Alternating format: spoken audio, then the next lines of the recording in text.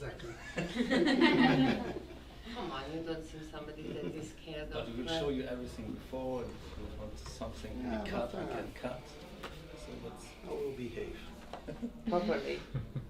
Kind of. But you can also do a performance if you want to. Not really. So,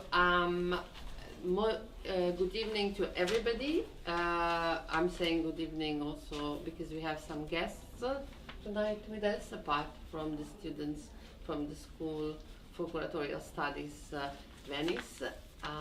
But we wanted to invite also some guests because we would really be happy to participate to this conversation with Pedro Barbosa from Brazil. Pedro Barbosa, even though most of the students already know almost everything about you, but I still want to make us an introduction.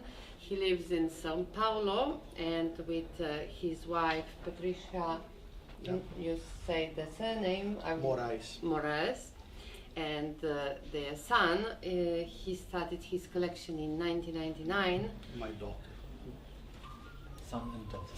Son and daughter, yeah. He started his collection in 1999 and he became interested in the materiality of 1970s abstract sculpture and began buying work from the mid-90s, is that right? No, actually, The what? 60s to 70s, Mm-hmm. and then later the 2000s. So the interesting thing about Pedro, and also the reason why we have invited him, is that he's not only a collector, but he's also doing interesting projects. He has a residency for artists and for curators and also for art critics that he's hosting, as long as he has also an interesting archive of material related to the 60s, 70s, 80s. Yeah. And so it's something that is attracting a lot of people that are studying those periods, because are able to find materials that is not so easy to find, especially also related to Brazilian art. And at the same time, he's supporting certain institutions with exhibition and all over the world. I'm not gonna count all of them because it would be too many. There are a few. Yes. So he's doing a sort of work that it's extremely interesting for the research that our students from the previous curatorial course during the winter time have been doing about illuminating collectors that are interested in sort of making researches in the contemporaneity by supporting artists that could be in the future, you know, the one who are going to be, you know, interesting artists that might have something to say to the art scene. And so this project was more contemporary than contemporary. With this idea, we started to have these dialogues, and thanks to the support of the Hotel Gritti Luxury Collection and the Hotel Danieli Luxury Collection, we are in this fantastic frame. And I would really love to start this conversation, and I would be really happy if all of you are going to participate to this conversation. And I would like to ask Sandro to start with some questions after my presentation. Yes, it's not the first time that we are talking, because it's a workshop together with our students, so we already did a lot of questions. We already started the dialogue with Pedro.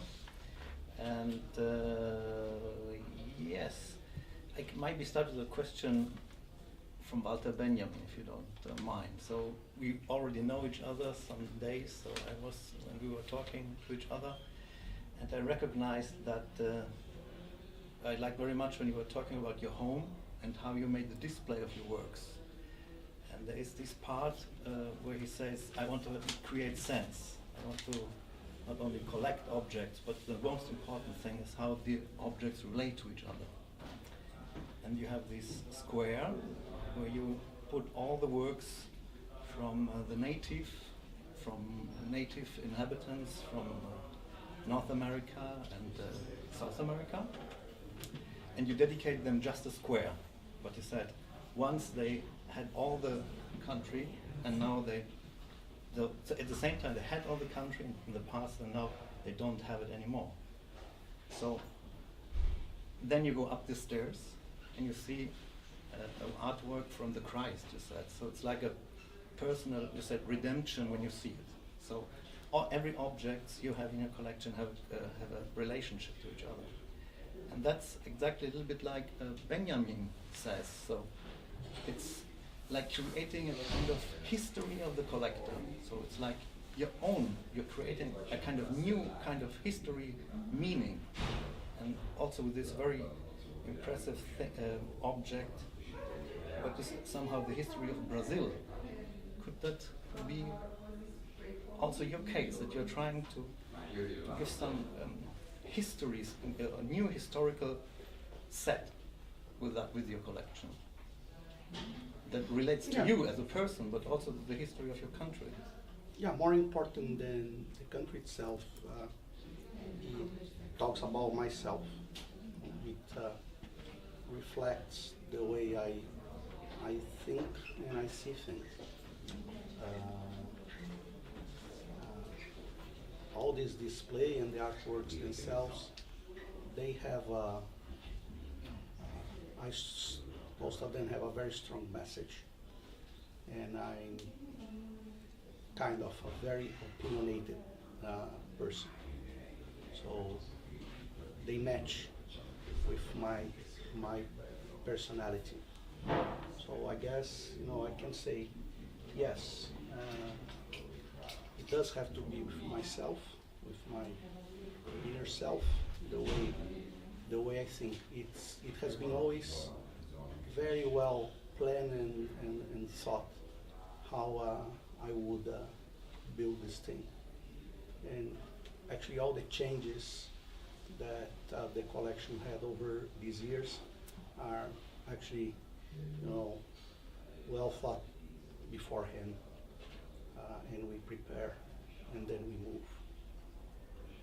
So yes, I guess you make a very certain assessment.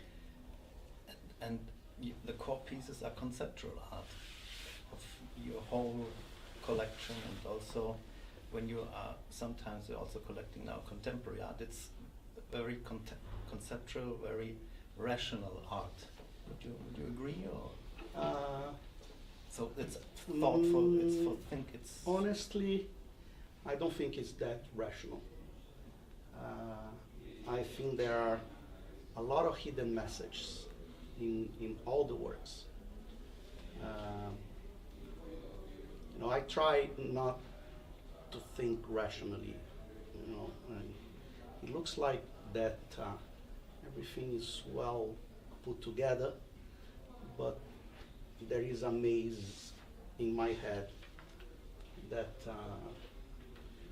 actually drives me somewhere. Okay, it's complicated. I'm deeply involved in psychoanalysis, so the collection itself is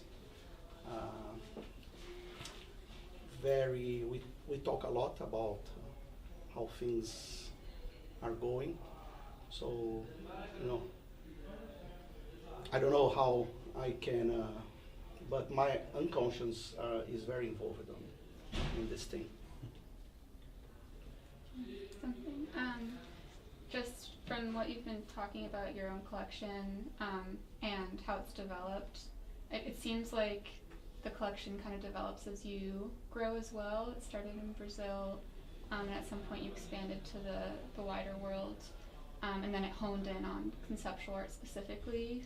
Do you have like a next step that you're going towards in your collection, or how it's developing? At this moment, something that we didn't talk in the morning, I'm looking very close to any kind of performing arts,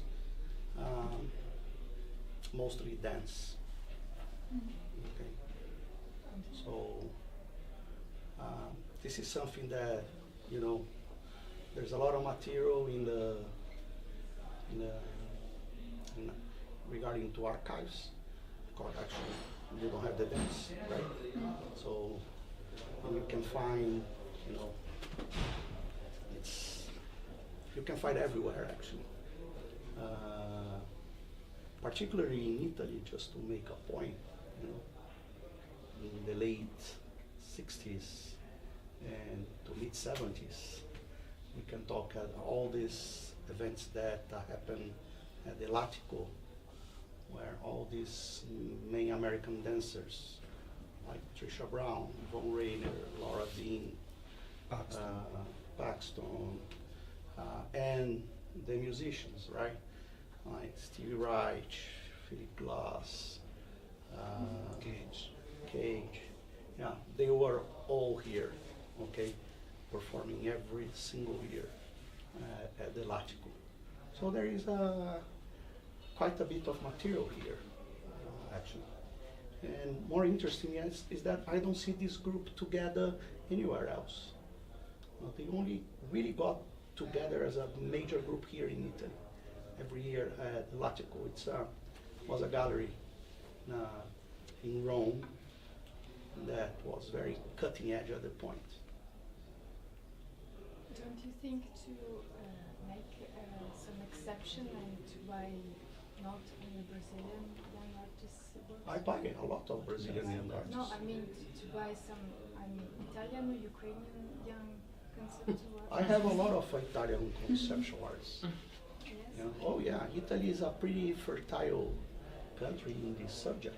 And do you have any decorative piece of art which you No. consider as you No. don't consider it as an art at all? I think you don't like it, right? You I think don't like- beauty is some kind that. Yeah, beauty is part of the thing. I'm way more concerned with the content. Yes. Don't you think that one decorative piece of art can have a content? Listen, According to your idea. everything can have a content, but I don't like the visual excitement. You don't like that aesthetic. Yeah. If I look to that thing, it's very colorful, you know, it's something that doesn't please me. Okay. Don't It may you- please other people, so, you know, it's only my thing, you know. It's not right or wrong, okay? It's my thing. I'm not judging anything. You know, it may be good, may be bad, may have content. Okay. It's not my cup of tea. Don't you have any mosaic? Yes, Mosaic? I have. You do have? Yes, one. But it's, the mosaic has quite a bit of a story behind. It's by a Cypriot artist called Christodoulos Panayotou. And the stones were removed from Syria. And they were assembled as a mosaic in Cyprus. Actually, they're small stones. You know, that Cyprus and that part of Europe, including here, got a lot of refugees. Now, in these times, it was removed from Syria or? Yeah. before? Yes? Yeah.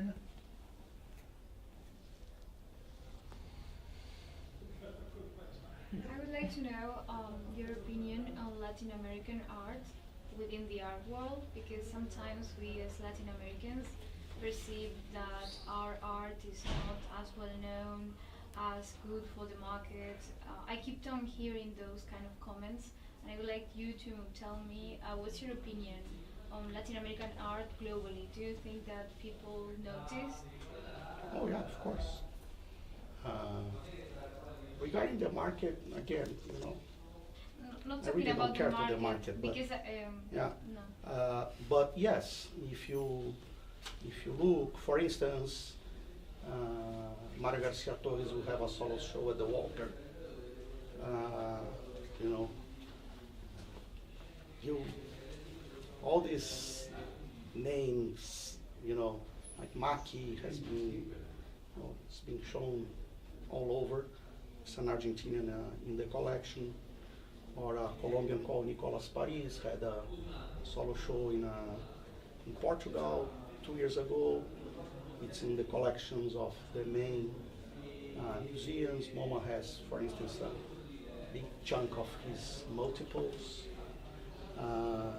Jonathan de Andrade, he very much stays outside Brazil. He's represented by Italian Gallery Continua. Away. Who else? You have Eugenio Ditbor in Chile. You have Alfredo Jar in Chile. In Peru, there are a few guys like Martinat, Sandra Gamarra. In Colombia, you have Mateo Lopez. So these are in Ecuador. You have a few guys also like Adrian Balseca that unfortunately he had a very serious surgery. He's suffering big time. Hope he recovers. So you have all over. So you have a lot of Venezuelans that are unfortunately outside of Venezuela, like Alessandro Balto Yazbek that lives in Berlin. And these guys are everywhere. Okay, Amalia Pica, for instance, an Argentinian. So, now we are well represented and people are looking at them. I don't think that, of course, market-wise, okay, no, but institutional-wise, group shows, yes, they are present. Can be more, but they are present.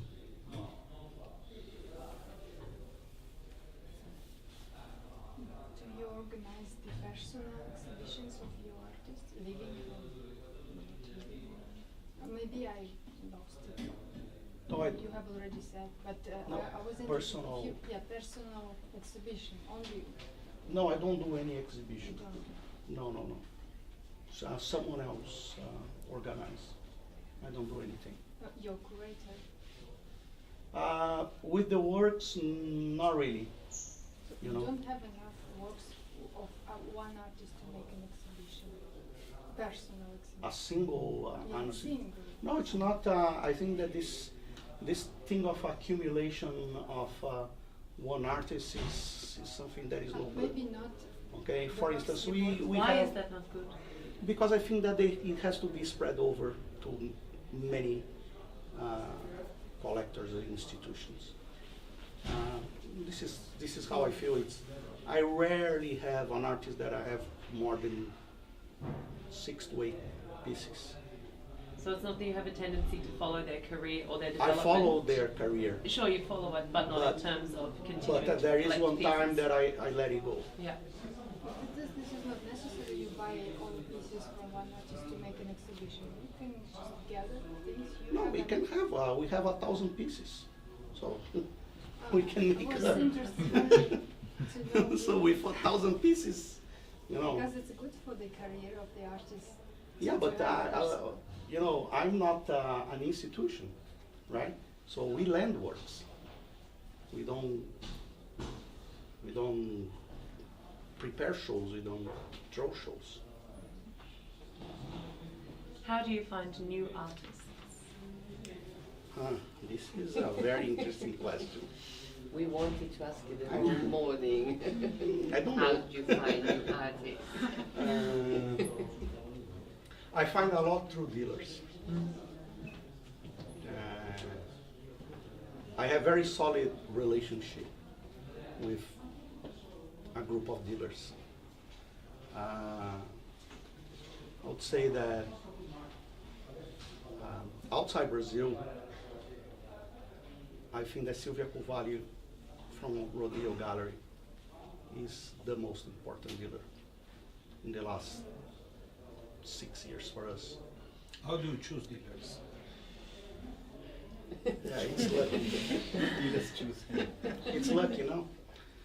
It's you know, you build a relationship, you know, over a certain amount of time, and either you become close because the person trusts you and you trust the person, or you know, it fades away the relationship.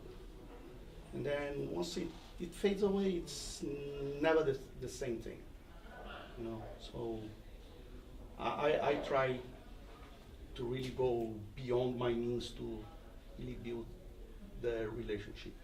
But of course, you know, there are times that doesn't work. It's like any kind of relationship. You know. But apart from that gallery, you probably have Oh, some yeah. other dealers. So I would say that they're here in Italy. Italy is a fascinating country, and it's not because I'm here, but these guys were born with art, so they really talk very well. They're what I call car dealers. That I always say this word. You know, you can talk, for example, with Giangi from Maria Fonti, and the guy gives you a lecture, you know. So once you have a relationship with someone that gives you a lot, you know, there's no way that you are not gonna do business with this person, you know. He's very generous in teaching me, you know, and providing me information. So you have to either buy, support his artists, introduce people, introduce to curators, artists that he's starting. So there are a bunch of things that you can help that are not only in that mean they don't mean buying. Okay, you can do many other things. For instance, saying his name, Fonti Giangi. Okay, then you have Niccolò Sprovieri, you have Continua, very good friends with Maurizio, and here you have Massimo Vignini. That is, for me, one of the most interesting dealers I ever met. Raffaella Cortesi, also amazing person, you know. We really can talk. So there is a large number that, for instance, in France, I have one dealer. So here I talk to 7 or 8, in France I talk to 1. Okay, like in Spain, I talk very often to, let's say, 4 dealers. In Portugal, 3. In Germany, 3. And people say, well, Germany is such a big market, right? There are many galleries, so it's gigantic. Go to Berlin, there is a gallery in every single door. But you know, for instance, I talk to 3, 4, not more than this. In Italy, again, like 7, 8. New York, there are 4 or 5. In the UK, in London, there are like 4 also. So, no, there is not a large number. The other thing that a lot of artists are represented by many galleries. So, you know, it might be represented by one gallery, but you know, I have relationship with the others, so I go to the other and ask for the thing. I forgot to mention Franco Noero. Sorry, Franco Noero. We have been with him for quite a long time. But you mainly mention actually very established galleries. No, Giangi at Fonti is not. A Rodeo Gallery, not that many people know. Essex Street in New York, Bridget Donahue in New York, you know, they're like tiny galleries. Like Bridget Donahue, less than 2 years ago, had 4 artists in her program. She had just started. So when I started, well, dealing with Silvia Kovalis, she still had her gallery in Istanbul. You know, she wasn't that a big thing. You know, the big galleries we deal is Franco, Continua, Menini, Andrés Versendler, Neugerhin Schneider, 303.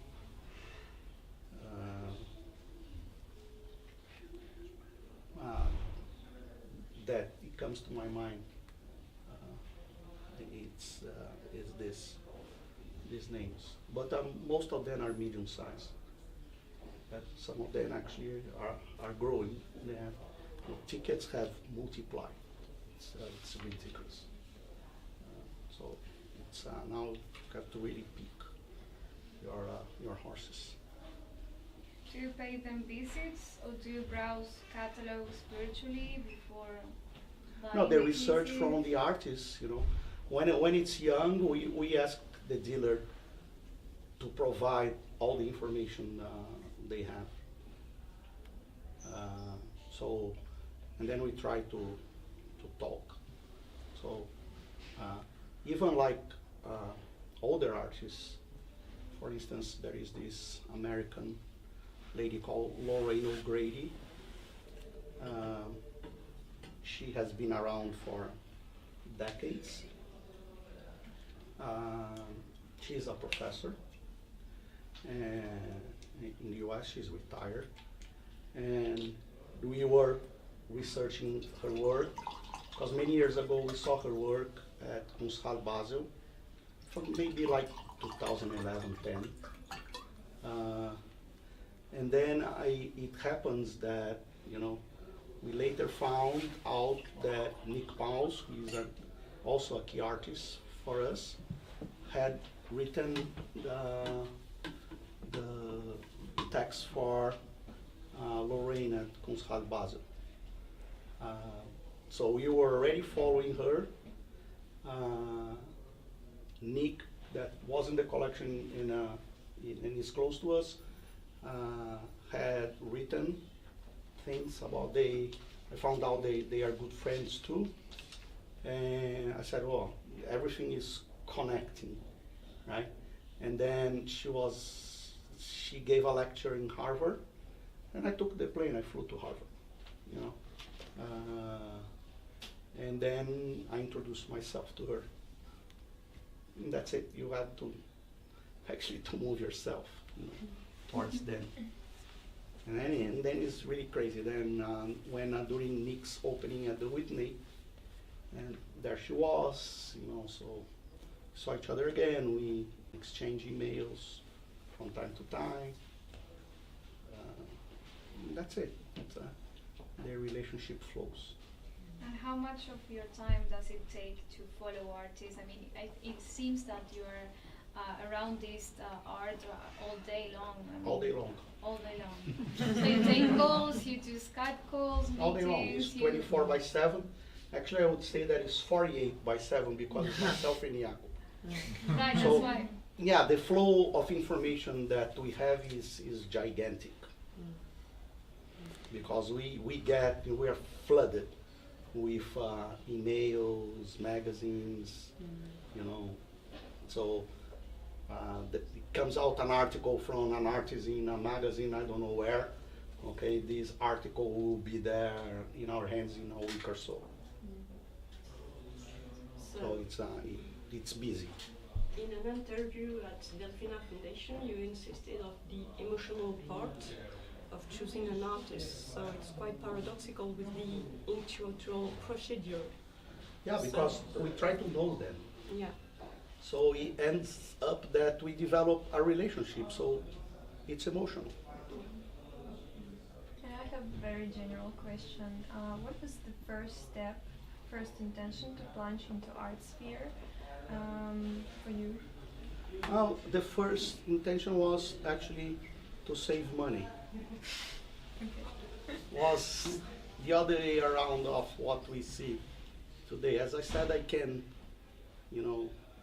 contradict myself in a second. I change my opinion. You realize that? Yeah. So don't ever agree with me. I may, change my opinion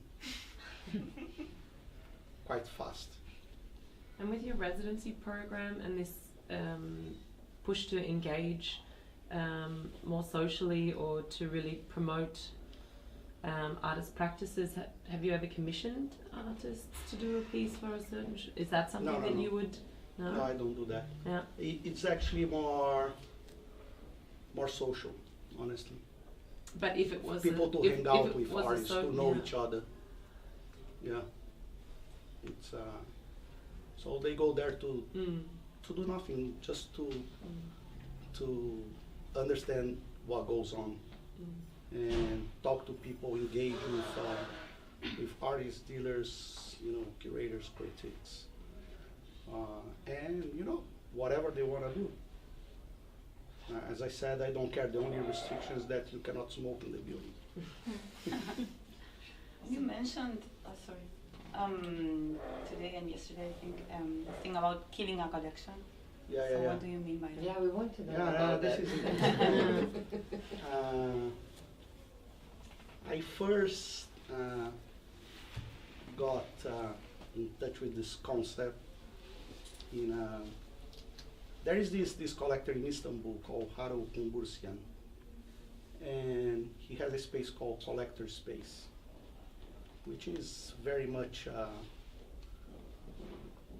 probably was a store that his family had, that has like a street store, and it's no longer a store, so it's like a 50 square meter space, and with a window to, it's very close to Taksim Square. You walk like 2 minutes away from Taksim Square. In Istanbul, it's his space. So very much when you walk, just in front of the space, you see there is only one artwork each time he shows, because the space is small.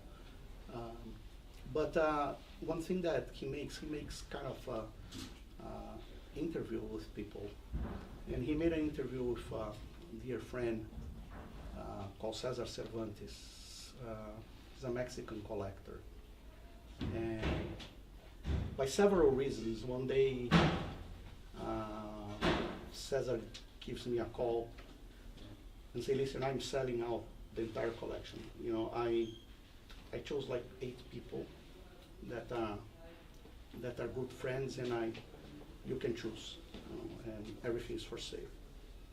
And then, of course, these 8 people bought a big chunk of the collection, and some works were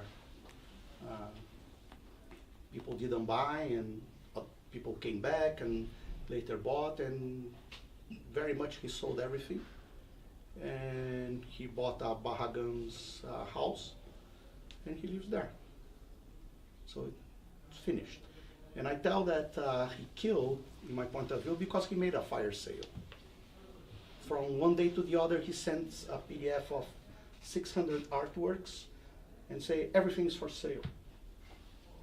So it was a very intentional thing that he made. On the other hand, I think that the collection dies when,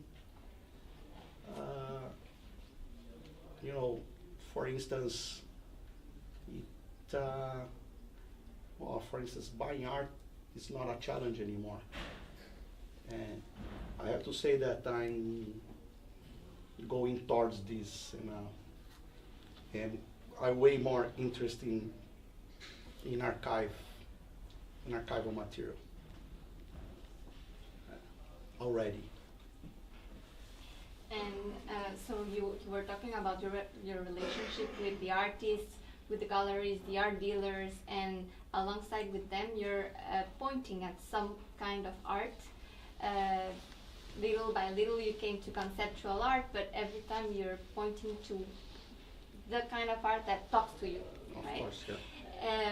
But at the same time you say that you you don't want to make art history, you don't want to open a museum, but in some way you're making art history by pointing those artists and by having this kind of talking and you know. So I don't know, what's your relationship with what will remain, I don't know, after you kill your collection or it dies, or I don't know, like, and why don't you are keen on open a space? I don't have money to open a space. Simple. And again, this is something that has been stressed big time. I think it's a narcissistic thing. So. Well, it can be seen also like as a way at of. this moment, I can change my opinion. It's not. It can be not narcissistic. Like I can change my opinion at this very moment. You know, this is the way I think. So you don't have a classical problem. What will be with my collection after me? You're not asking this at all. No. Like a Guggenheim question. No, I don't know when I'm gonna die. Maybe 120 years, so I have quite a bit of time still. So. What would be your advice for young collectors of around 30 that they're just starting in life with the work and they would like to collect, but sometimes they have money issues, but their desire is strong, so what would you say to them? Unique works and multiple works, they have no difference whatsoever, as long as they are good.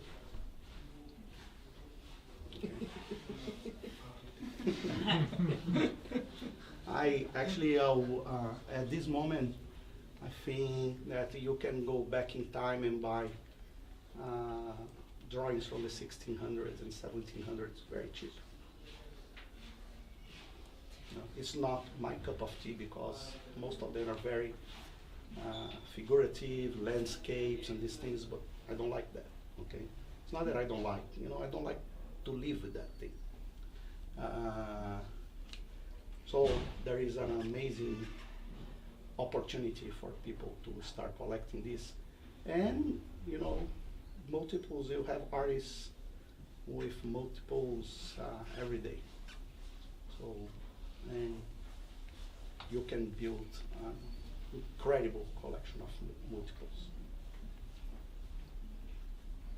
You can buy great multiples from Bruno Munari, for instance, just talking about Italy, and many others. Did you start the archives with the collection, or the No. archives came later? Came way later. Why? It's a very funny story. Everything started with Stanley Brown. With our Stanley Brown artist books. But my daughter had 2 rabbits, and they were making a lot of mess at home, and they beat and destroyed 2 of my Stanley Brown art books. Okay.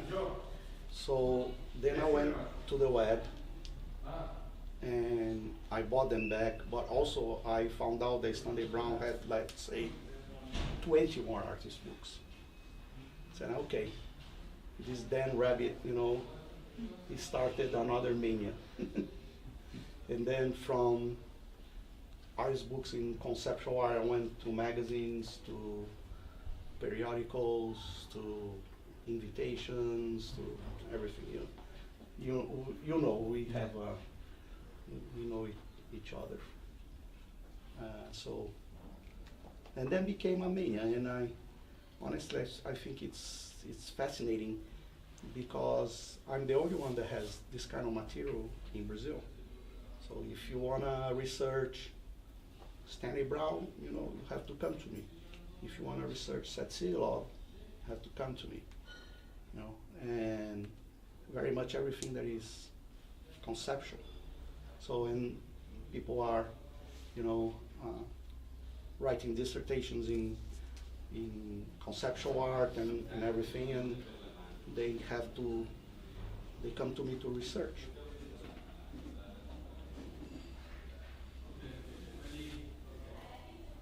Yes, And because the door it's is not very open. usual that you have, I mean, there are people that just collect ephemera, people that just collect other books, Yeah. people that just collect works. Yeah, but I focus in particular artists. So again, I'm gonna talk about Stanley Brown again.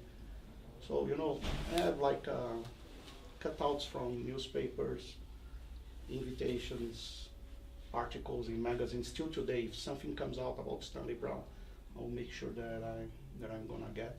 By the way, there is you can check in Freeze magazine. There is a pretty interesting article that came out a few years ago about Stanley Brown. So many invitations. You can have an amazing exhibition of Stanley Brown, only invitations.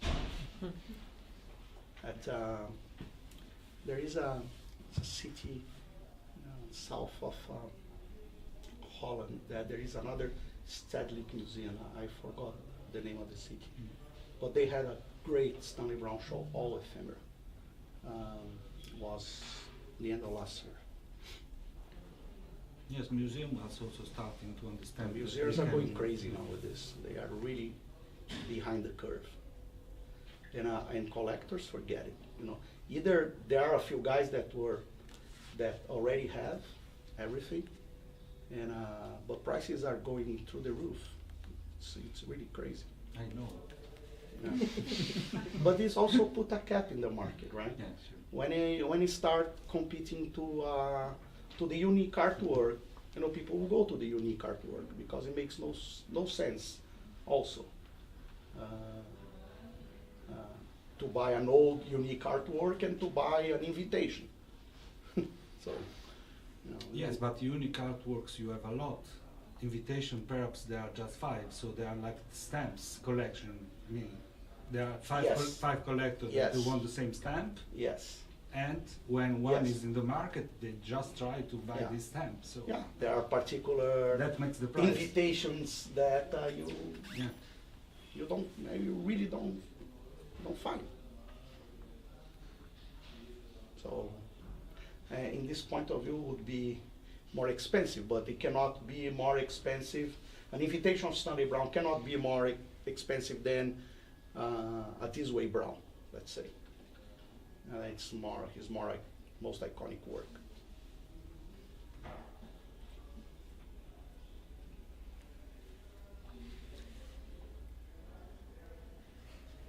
You said that you decided to become a bond trader under the dictatorship. Was this No. Was it in the dictatorship of Brazil? No, I graduated in 1984.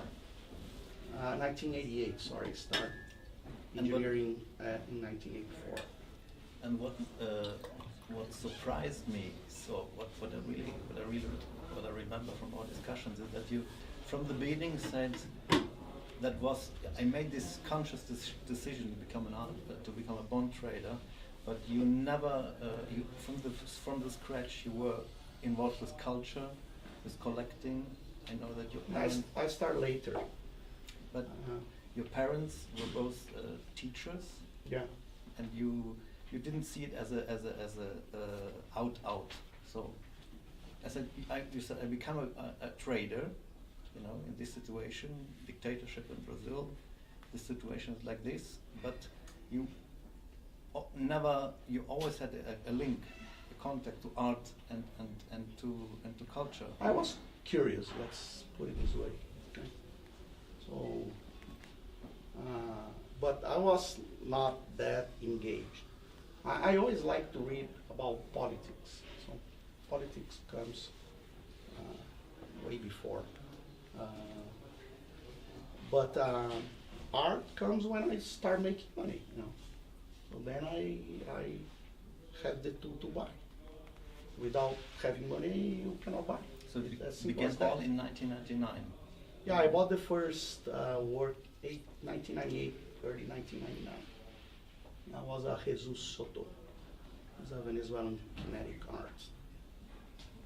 You still have it? Yeah. Because I'm not gonna sell this. I will keep it. I I guess I sold now, up to now, 25 works. Why? Because they don't make sense in the collection anymore. But you know, if you, we have about 1,000, so it's nothing, 0.2%. And was that you wanting to sell the works or people approaching you for them? No, actually, there is a couple works that, you know, people approached. They offered me a nice sum of money, and but I was willing to sell. It would make no difference, and they are gone, and I'm very happy they are gone because I could buy other things. But there are a couple of them that it's a series of works, you know. So then someone crazy knew that I had and paid, you know, ridiculous money, and then I bought back another from the same series, cheaper. I'm a trader, so you know, this is something that is not. But I rarely sell. This morning, when you were talking about your collection, you also said that one branch of your collection is very much devoted to artists that are sort of politically engaged and from certain regions of our globe that are in kind of, you know, particular situation. Don't you think that rather than, and it relates to another idea of engagement of a collector in contemporary art, don't you think that sometimes it's much better to support more relational moments rather than, you know, having via objects, like, you know, the idea of residencies, having people coming to you and talking to you, because there are a lot of artists and groups of artists who are really socially engaged, who are doing projects rather than producing objects.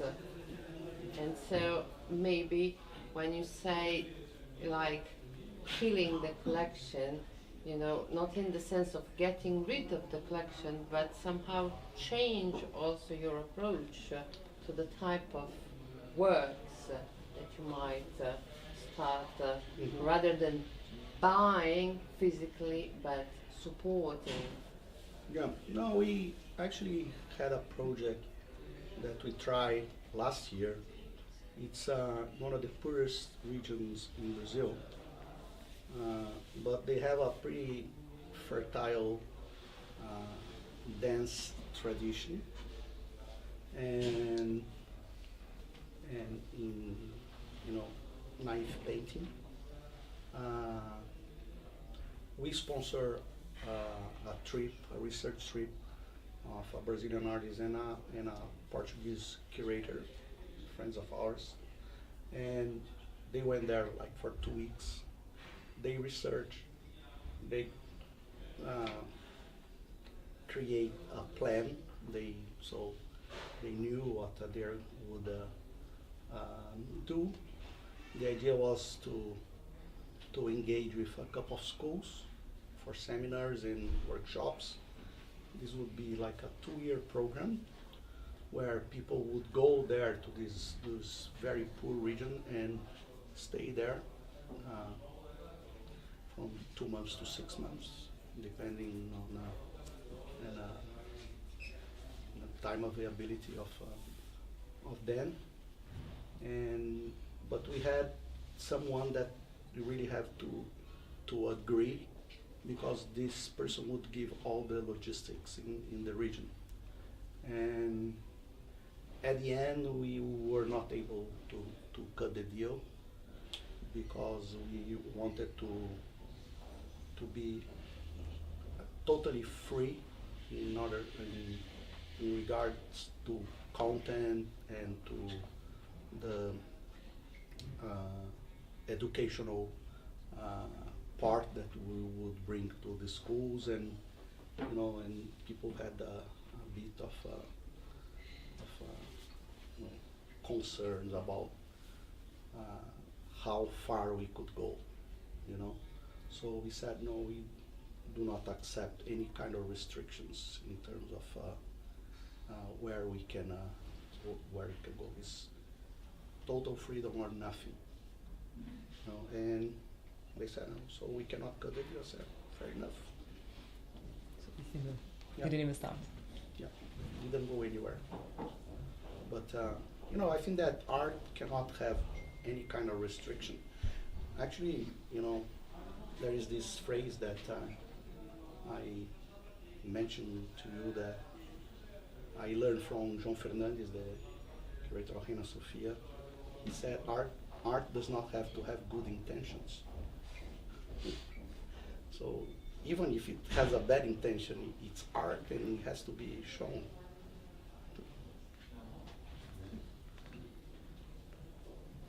You said earlier that your next approach is dancing. So I was wondering whether you're focusing on performance or you're supporting a group of artists that perform. Well, we are involved with a couple of people in Brazil. Yes, we are. But again, we want to bring people from outside and stand Brazilians outside. So we have Trajal going to São Paulo twice. First was like a field trip to map the scene, and then he came back. He performed 7 times in a week. He's planning to come back this year, at the end of the year. But and also I have a plan of bringing one of people from Anna Halpring's workshop group in San Francisco. I don't know if you guys are familiar to her, but you know, I from at least from my end, she's the one that that made a big revolution in dance in the U.S. in the mid-50s, and everyone participated. All these big dancers, you know, were present in her workshops. Von Rainer, Trisha Brown, Laura Dean, even Martha Graham was there. So, you know, all of them. Simone Forti, actually Italian, right? So everyone was there. And then they went their own path. So Anna Halpring is key. And I myself went to a seminar there, a dance seminar there. She's 96 years old. She lives in the woods in San Francisco, outside of San Francisco. She still teaches the seminar. Actually, she supervises because she's old, but she's like a chief, you know, saying, do this, do that. You know. And everyone can go.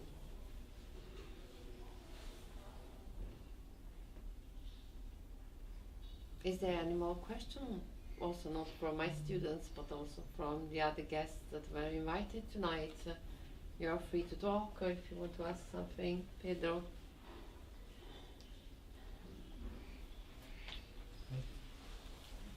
I have a curiosity. Once you approach an artwork, could be changing. I understand that. Is it more important how this artwork speaks to you, or how the artwork speaks to? No, to me. To you. To me, yeah. Well, the collection is my view of expressing myself. Okay, so I can express myself through a group of artworks, right? So it has really, I have to be really engaged with that particular piece. So I know every single piece of the 1,000 works we have. So no matter if the work is has no relations with the social, political. There, most of them are related to this. You know, they are in a subliminal way. They are. Some works are definitely works that were to subvert the system. Works, for instance, like Sildo Meirelles. All these notes that he stamped during the 70s, or the Coca-Cola bottles that he put labels, and then he used to return the Coca-Cola bottles, go to the bottling company that would fill it with Coca-Cola again and circulate the thing. Okay, with messages that were not supported by the military regime. Okay, so stamping notes about people that were murdered. Saying who killed this person, and then stamp many notes, and these notes were circulating because they were not coming out in newspapers. Okay, so this kind of sending a thing. bottle in the sea. The same Yeah, exactly, kind of- because it gets lost, so you don't know where this thing goes. You are an artist who expresses himself through the artist. Yeah, I could say I'm not an artist, but I use them to speak out. Let's say. Didn't you try to make yourself? It's instead of writing, I put a group of works together, and they have a story to tell. What about archiving your? We already spoke about the fact that you are not interested to open up a museum or an institution, but what about a newspaper or to tell the story No, of your I artist or support like a bunch of your... these people that have zines and. I mean, it just But, like very interested. Like, I think there are many interesting social or political moments, like the sound piece you showed us today, and it would be nice, I think, to make an access for the public to the stories that you have in the collection. But all these curators know. They know what I have. So. So then you need the curators to We hang make out. the stories from your collection. We talk. We are always talking. So we exchange ideas. We talk about what's going on, particular shows. It's a small group that that in this group everyone has connections. Right? So also you talked about sense in your collection, and is this quest of sense has become an obsession, for instance? No, the works have to have somehow a relationship. So there is a core, right? And everything is around this core. Finally, it's the core. Yeah, maybe the. No way. Yes, maybe you're right. Could be like this. And have you ever thought of doing a publication on the collection? Yeah, this could be.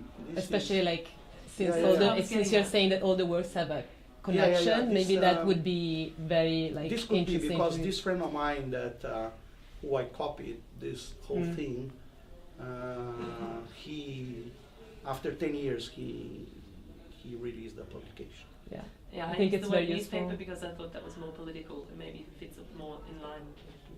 Yeah, but we already have discussions of having this online, and these and people would have access.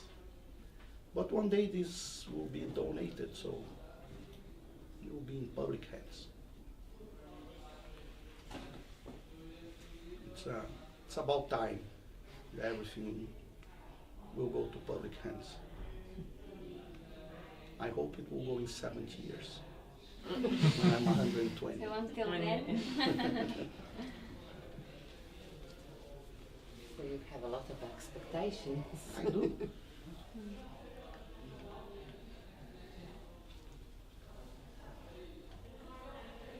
Any more questions? Don't you interested in the spiritual content of the artwork?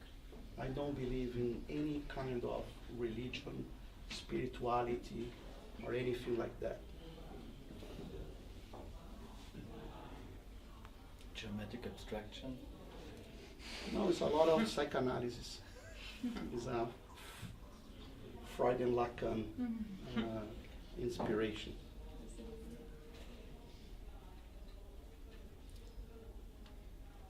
Something more about the art market, maybe? Tell us something. So, Well, I think make I the think question. you're quite an expert about these things. Make questions. You said that you want to subvert the system. You're not a typical collector, but you would like to. One of the things that I'm really engaged, and there are a few other people is in this thing of code of conducts, conflict of interest. When you have relationships to museums, you are exposed to quite a bit of information. You know, in Wall Street, if you use information for yourself, you are arrested. Right? In art, if you use information for yourself, you profit. So, and it's more or less the same thing, you know, because at the very end, you know, art now became an asset class, as you know, having a bunch of shares of XYZ company. So this is something that has been quite a bit of discussions lately. Something will happen. You know, just bear in mind that every single country is broken, right? So they're gonna have to tax people. It's a no-brainer, all right? So they're gonna tax these things sooner or later. Different works of art. Yeah. And the collections. Yeah.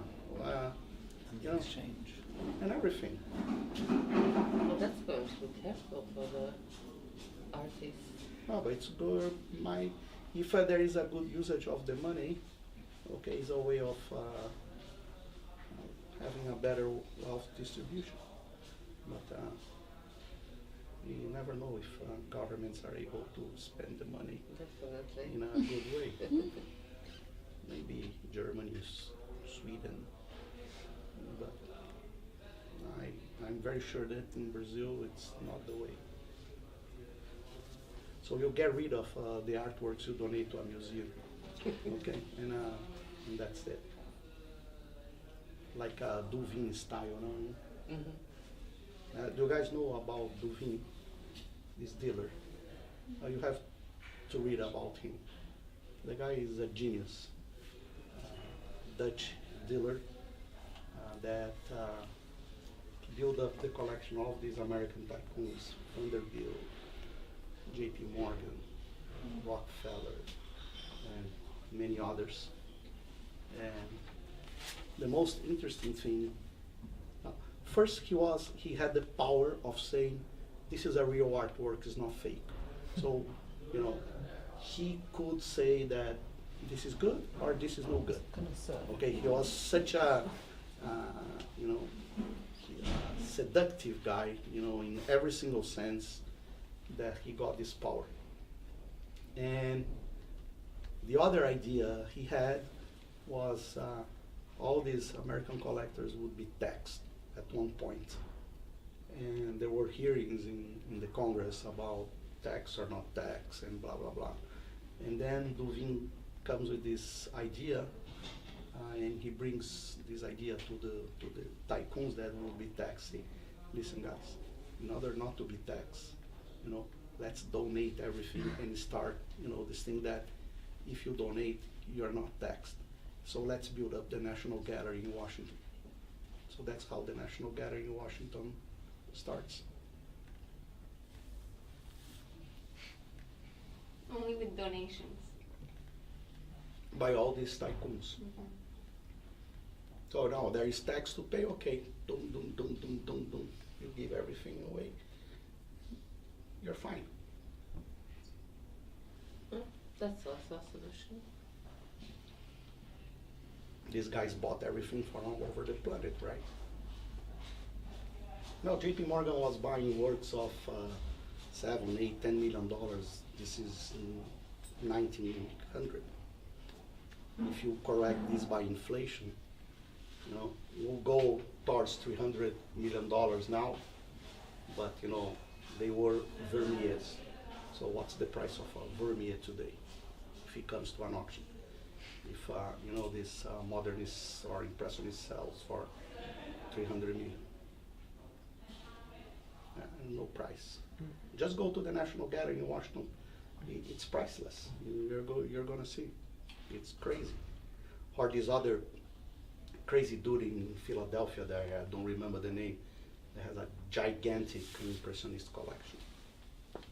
In Washington, it's free for the visitors. It's free for everyone, Mm-hmm. for foreigners.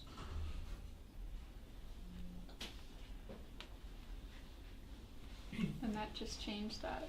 Then in New York, they just changed Yeah. so tourists have to pay the full price. Yeah, They just exactly. changed Yeah, it. but you buy this thing that you have access to to all museums, yeah. these passes.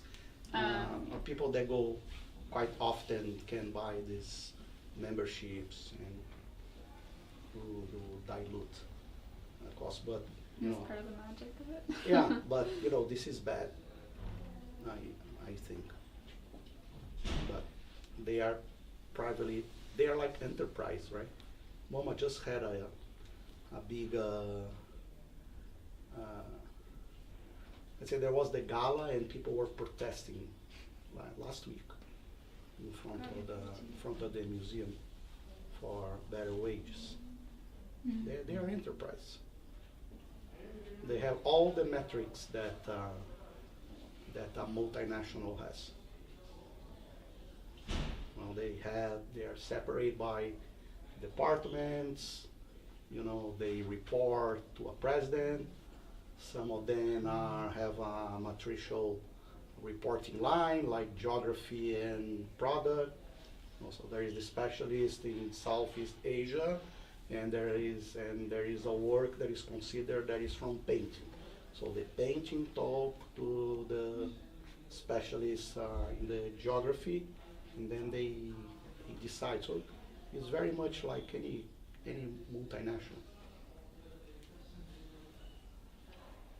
I have a question. So, about the market actually, do you think that you, for certain artists, are able to influence the market? Because you are I don't actually, know. I think.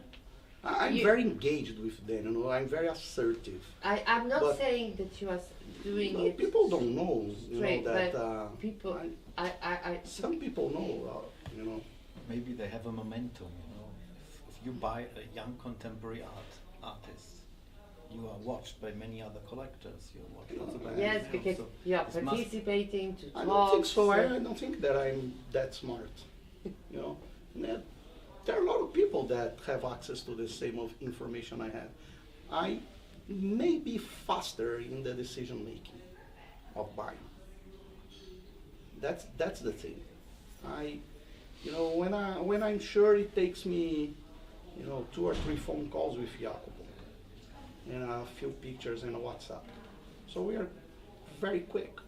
And this is what happened, for instance, with the work that I showed this morning in Park MacArthur. And it has happened also in New York with Martin Sims. And it almost happened with Sandra Perry in her first show a few months ago. But, you know, it happened somehow with Sandra Perry. But Park MacArthur is an iconic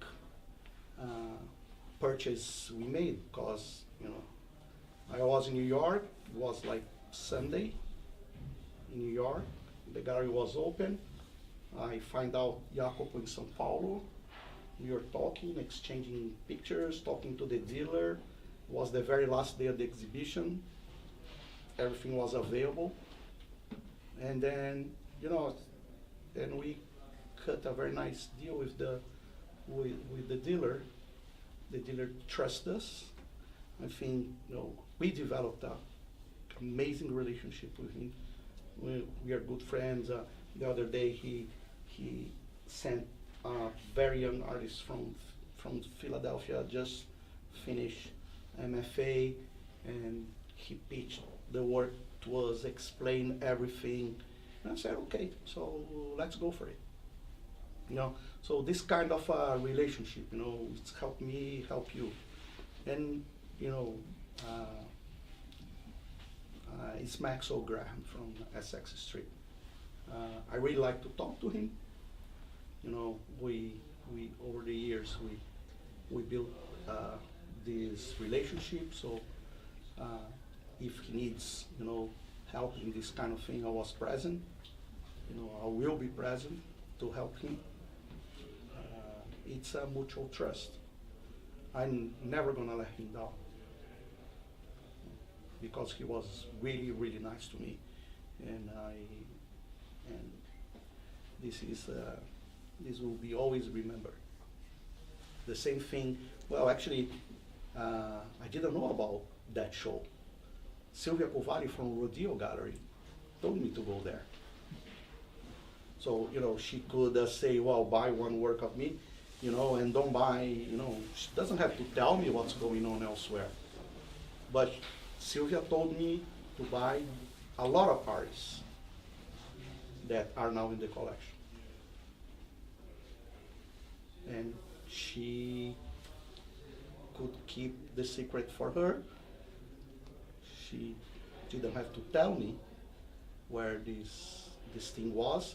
So actually she pitched first the work, you know, and she made zero money. But what happens now? Now we are, no, we talk almost in daily basis about everything.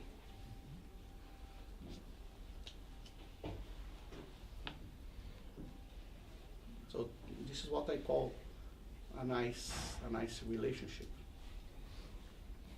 Maybe I have actually two questions. Please. You just mentioned the Bards Foundation in Philadelphia. There is the Bards band. Exactly. The Bards, Yeah, yes. yeah. You didn't mention the name, but you mentioned I yes. forgot the name. Yeah. It's really interesting to go to the Bards Foundation and to see how that man lived with this impressionist art around him. And it's not the same to go to see Renoir at the Bards Foundation or to see it in a museum. Yeah. Because you feel when you go there his exact view of impressionist art, and that gives something more to the. So coming back to what you do, I don't know your collection, but you expressed very clearly, which was interesting, that it's a way for you to express who you are, the collection. Yes. So maybe it would be interesting for the future for to see those artworks in the future as you have seen them. In other words, what is the, I'm not trying to convince you to do a museum. No, but I understand what you mean. Yeah, it's fair enough. Yeah. It's a good take. I never thought about that. It's a good take. So maybe I changed my mind. Good. Yeah, I agree. And also you talked about subverting the system. So in any way, it could resemble to the iconic thinking of the anarchists, because it's related to I do what I want, I think what I want. So for you, what is subverted the system? Just to give some rules, because I think that's it, because the art market is the only market, human trafficking, drug trafficking. Yeah, I always say that, yeah. So and they are it's the not only market regulated. without rules. So the anarchic thing would be here, or the subverting the system would be here to introduce at least some, how do you say, rules of conduct, maybe not laws. But I don't know. You know, it's respect. A big museum director or museum director cannot be also the chief of an art fair, you know, for example, or things like this. So just some simple rules of conduct. There are some rules that are already on, but you know, we need a lot of improvement still. But today too. I remember when this friend from Portugal, who is a lawyer, he gave a talk at SIMA in, if I'm not wrong, was in Qatar. And then, before the talk, he came to me and said, is there any particular thing that you think it's similar, the art market and what you see around? I said, yes, the art market is very similar, as I said, to drug dealing, weapons trafficking, human bodies, animal, people. They're all unregulated and very profitable. But somehow when you sell an artist at one price, you have that standard, and so the other sale will be indexed to that standard. It's like in the secondary market, no one knows what the price, what was the price that particular piece traded. Only in auctions. That it's public. Auction is like a stock exchange. Is in some countries are 100% public. In some other countries, either you had the information at that time and you're compiling the data, and then but it's public. It should be public information. It's an auction. In the stock markets, it's an auction. That happens very fast. But so when the galleries sell a piece of art, there's no record. No record. You don't know. Write invoices, but we don't. But you don't know. There are two people that know the invoice. The one that writes the invoice and the one that pays the invoice. It's not public. It's not like buying a property in New York. There is registered. In Brazil, it's becoming public properties and all these things. And the taxman is very active now.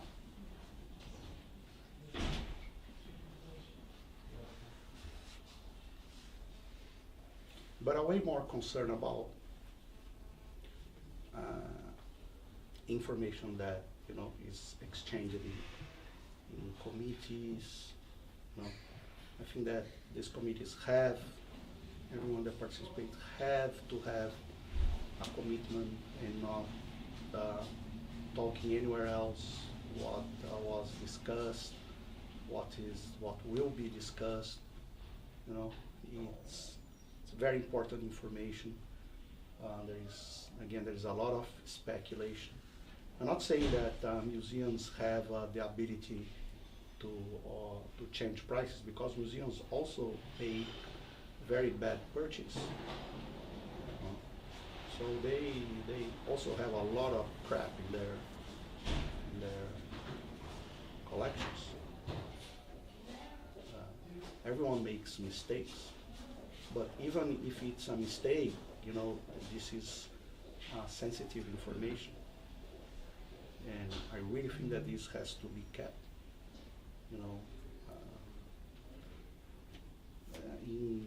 among people that have access. So that's why I think it's way more respect than law.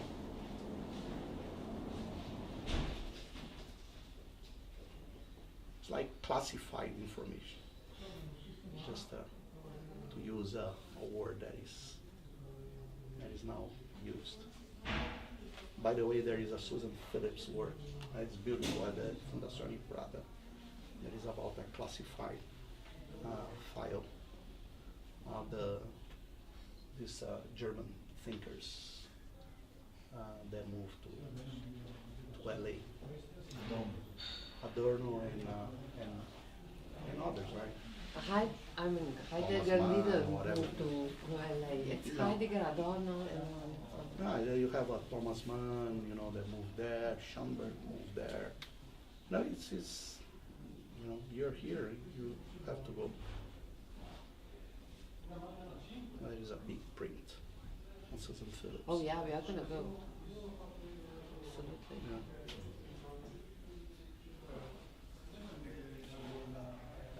So if there is no more questions, I would like to thank Pedro, and you can chat with him after this kind of formal conversation.